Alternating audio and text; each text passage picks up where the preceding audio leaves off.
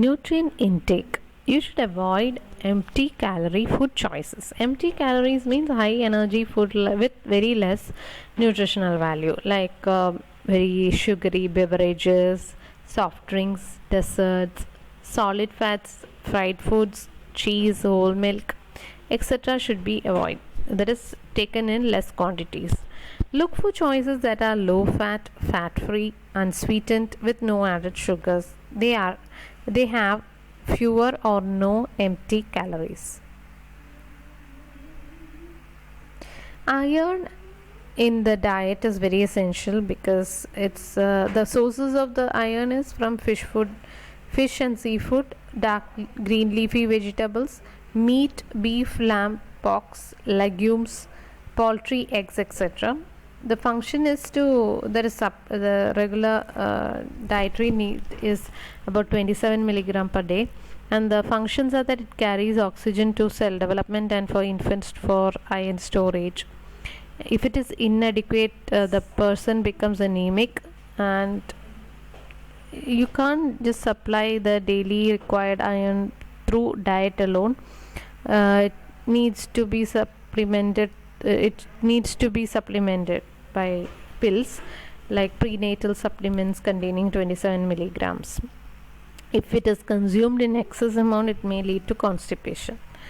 Now, iron in the diet, it can be supplied from the meat, poultry, fish, together with vegetables and fruits, but we need to avoid them together with coffee, tea, or soft drinks and milk. So this is the different food sources which supply the daily dose of vitamins or iron. Then vitamin C. Vitamin C is very essential for the formation of the connective tissue, vascular functioning, and enhancing iron absorption. But we need to take vitamin C as supplements, which should be taken along with iron supplements. We can get them through the diet from vegetables and fruits, which include citrus fruits like tomatoes, strawberries, gooseberries, etc. Potatoes, broccoli, leafy vegetables are good sources of vitamin C. Next important one is the folic acid, which we had already mentioned. It's water soluble, so it can be lost through urine. If it is inadequate, it will lead to neural tubal defects and cannot be supplied just by diet alone. We need to supply supplements for folic acid. It's important for any women who prepare to get pregnant, and during the pregnant period, prenatal supplements should contain about 600 micrograms of the folic acid. Dietary sources of folic acid include oranges, then broccoli and other cauliflower, etc. Which supply folic acid to the diet. Now, calcium is also required. You have the dietary sources of calcium are milk, yogurt, cheese, ice creams, canned salmons or fishes, then calcium fortified fruits, fruit juices, cereals, then broccoli, etc. Many that is sources for calcium. The function is it helps in the development of the bones and teeth, so it's very essential for the fetus. If it is inadequate, it will lead to demineralization. All these nutrients will be taken from the mother's body, so it will lead to demineralization of the mother's bones and teeth. And it should be recommended around 900 milligrams per day. So this is the factors which affect the calcium absorption is to reduce snack and junk foods and to reduce the processed meat and cola drinks. This will in fact affect the calcium absorption from the body. Caffeine intake is also another issue during pregnancy. You can take about 2 to 3 servings of tea or coffee in a day, but above that it will be a quite risk for there is 6 to 18 servings of tea or coffee is related to risk of first trimester spontaneous abortions. Scientific the side effects of it includes the bio inavailability of iron, calcium and zinc, and the caffeine it passes into the breast milk, and consumption during the lactation should be limited during that time. So that is what is to be noted in the case of caffeinated beverages. What are caffeinated beverages? That is, it will contain caffeine as a stimulant. So it includes coffee, iced tea, cola, even hot chocolate. So the most caffeine is more in coffee.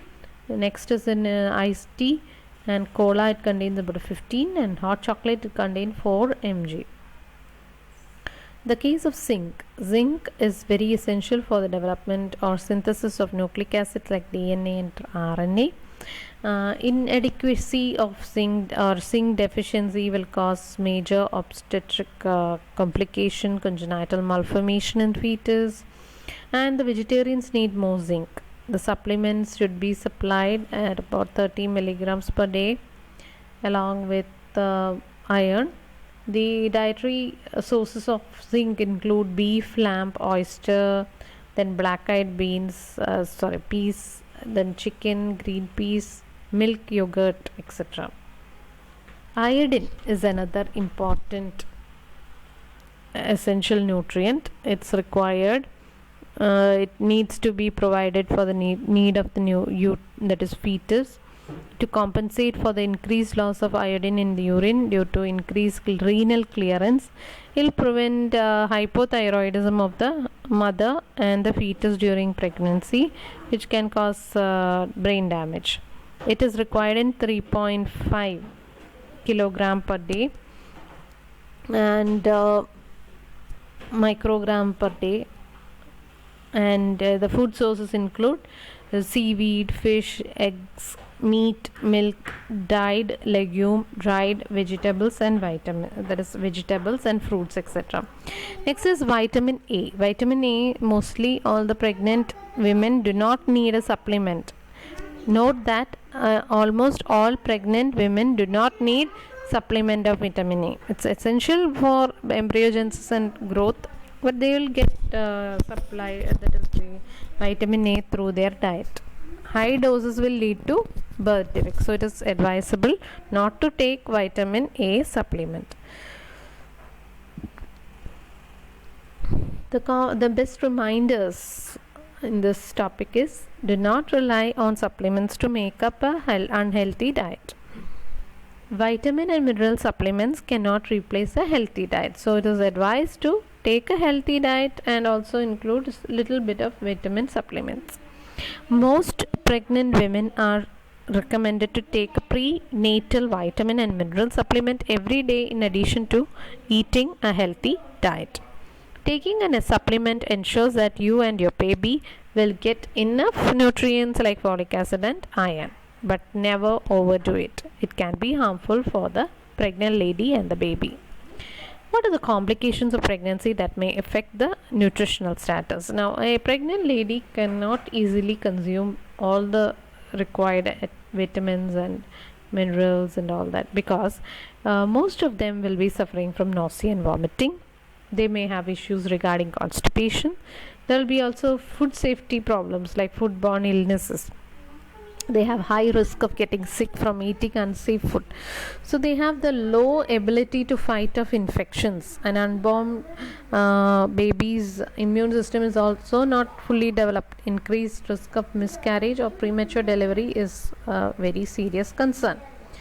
The care to be taken during pregnancy in regard to nausea and vomiting is that once you are pregnant, then it is better to switch to small and frequent meals. Eating dry or cold food, adding ginger to the meal.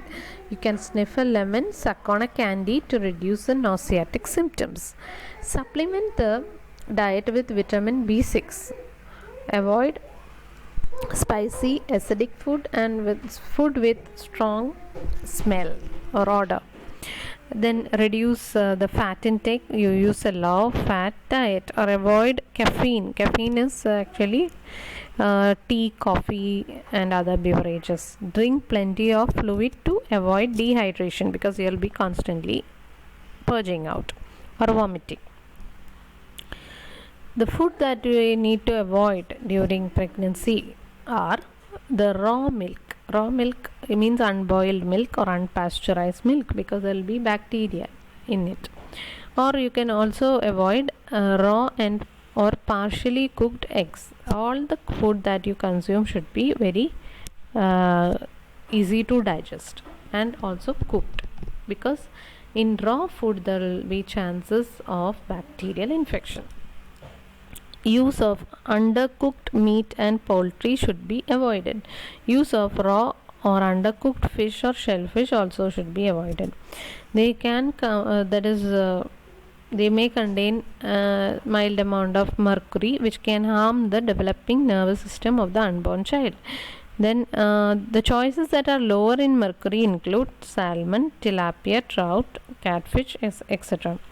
Avoid eating fish high in mercury. That is, those fishes like shark, king mackerel, tilefish, etc. contain high amount of mercury. This should be avoided during pregnancy.